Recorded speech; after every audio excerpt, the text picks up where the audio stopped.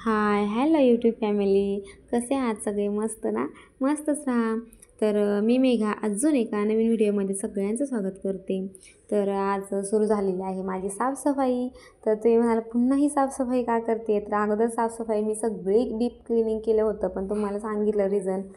आणि आज मी सकाळी म्हणजे सकाळपासून थोडं थोडं परत आवरते आहे.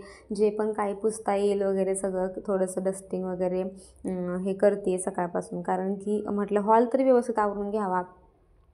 आणि आज मला असं वाटतं खऱ्या अर्थाने की आज सुरू झाली आहे घटस्थापना. आज आहे, आज उपवास सुरू झालेले आहेत असं मला वाटते. कारण 4-5 दिवस मला बिलकुल मूड नव्हता, साडी घालायचा पण मूड नव्हता, कशाचा पण मूड नव्हता.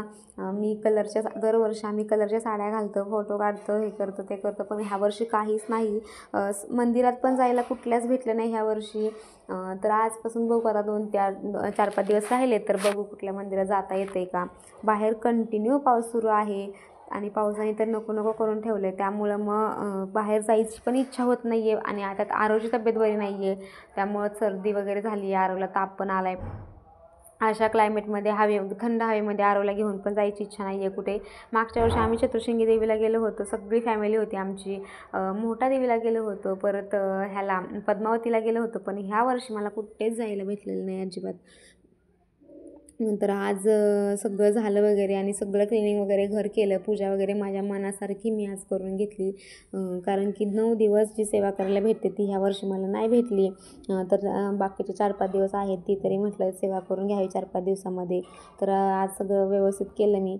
हे आले कामावरून, मग संध्याकाळी शेंगा भाजल्या होत्या, भुईमुगाच्या ओल्या शेंगा शेजारच्या ताईने दिल्या होत्या. आज राखाडी कलर होता म्हणून राखाडी साडी घातली होती. आणि आरवने इकडे पोलीसचा युनिफॉर्म घातला होता आणि त्याचं चाललं होतं मोबाईलमध्ये बघून काय काय काय नखरे सुरू होते त्याचे. आज थोडंसं आरवला बरं वाटतं, नंतर 2-3 दिवस आरव खूप म्हणजे झोपूनच होता आरव. तो पण ब्लॉग आहे, पण मी अपलोड नाही केला अजून, तो नंतर ब्लॉग अपलोड करेन. आणि इकडे आरवची त्याच्या पप्पांची मस्ती सुरू होती, कारण की त्याच्या पप्पांची आणि त्याची केमिस्ट्री खूप छान आहे. त्याला पप्पांशिवाय अजिबात आरवला करमत नाही. आणि त्यांना पण म्हणजे आपल्याला तर लहान मुलांशिवाय आपल्या करमतच नाही, पण त्याला पप्पांची खूप ओढ आहे माझ्यापेक्षा जास्त. सारखं तो पप्पा पप्पा करत असतो. आणि त्यांच्यासोबत, कारण की ते त्याच्यासोबत खेळतात, घरी आले ना त्याच्यासोबत खेळत असतात, म्हणून त्याला सारखे पप्पा लागतात. ह्या आजी आहेत आमच्या बाजूच्या बिल्डिंगमध्ये राहतात आणि आमच्या पाहुण्या पण आहेत त्या, माझ्या सासूच्या मावच्या आहेत. तर त्या आल्या होत्या जोगा मागण्यासाठी. दरवर्षी उपवासाच्या दिवसांमध्ये त्या येत असतात एकदा दोनदा तरी जोगा मागायला, पण ह्या वर्षी काही 4-5 दिवस आल्याच नाहीत. आज आल्या होत्या त्या नेमक्या. तर त्यांना चहा वगैरे ठेवला आणि त्यांना जोगवा दिला. आणि म्हणजे दारावरती असं आमच्या इथं असं आहे की आमच्या बिल्डिंगला वॉचमॅन नाही आहे, त्यामुळे आमच्या बिल्डिंगमध्ये बऱ्याच अशा लेडीज येतात जोगा मागण्यासाठी. तर जेवढ्या आल्या जोगा मागायला तेवढ्या जणांना जोगा देत होतो आम्ही, कारण की ह्या दिवसामध्ये कोण कोणाच्या रूपाने येईल सांगता येत नाही. आणि उपवासामध्येच येतात फक्त, त्यामुळं मग सगळ्यांना जोगवा आल्या दारावर तर देत होतोच आम्ही. नंतर आजी ह्या गप्पा मारत बसल्या होत्या, आधीमध्ये पण त्या भेटतात सारख्या, पण आज बसल्या होत्या तर मग आमचा असंच गप्पा वगैरे मारायला चालल्या होत्या. आणि इकडं आरवचा पण खूप लाड करत होत्या त्या. आरवने पण त्यांच्या पाया पडला आणि हे पण पडले. मग त्यांना थोडासा चहा घ्या बोलले आणि मग चहा ठेवला त्यांना थोडा वेळ. हे आणि त्या दोघं गप्पा मारत बसले.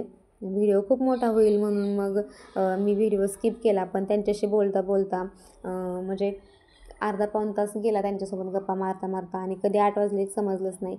आणि स्वयंपाकामध्ये फक्त मला करायचं होतं की थालीपीठ बनवायचे होते उपवासाचे, म्हणून मी पण निवांत बसले होते. आणि आजी गेल्यावर घड्याळ बघितलं तर 8 वाजल्या होत्या. मग पटकन उठले आणि थोडेसे भांडे पण घासायचे पडले होते अजून. इकडे शेंगा वगैरे खाल्ल्या होत्या त्यामुळं पोट भरलं होतं, म्हणजे इतकी काय लगेच भूक नव्हती लागली, पण तरी पण स्वयंपाक एकदा करून घेतला तर काय नसतं. आणि ह्यांचं असं आहे की हे पण एकटेच आहेत आणि आरव थोडंफार खातो, जास्त काही खात नाही. आरवसाठी छोटीशी एक चपाती केली आणि कशाची त्याच्या आवडीची भाजी वगैरे केली की होऊन जातं आरवचं. आणि ह्यांच्या एकट्यासाठी काय बनवायचं मग असं होतं. तर हे पण थालीपीठच खाणार होते माझ्यासोबत दहीसोबत.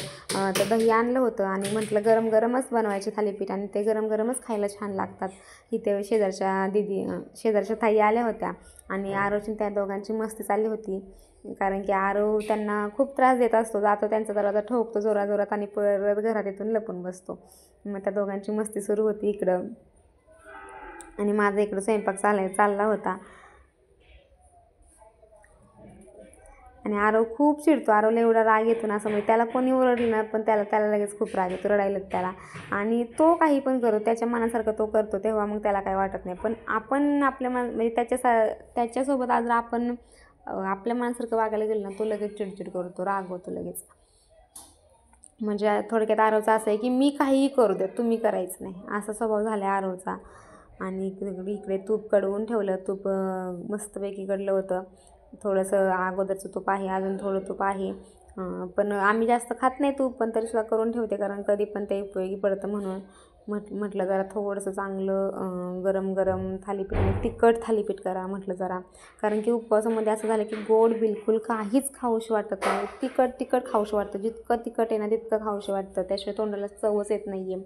आणि उपवासाचं म्हणजे असं कंटाळा ह्या वर्षी नाही आला, कारण की कसे गेले हे 5 दिवस हे समजलंच नाही. आणि भगरीची भाकरी असते त्याच्यामुळं काही नाही वाटत. जर नुसती खिचडी वगैरे खायची म्हटलं की नको होतं.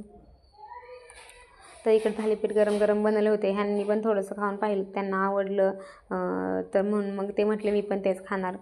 तूप थंड झालं होतं म्हणून डब्यात भरून ठेवलं, नाहीतर मग आरव इकडून तिकडून येतो आणि ओढत बसतो काय पण.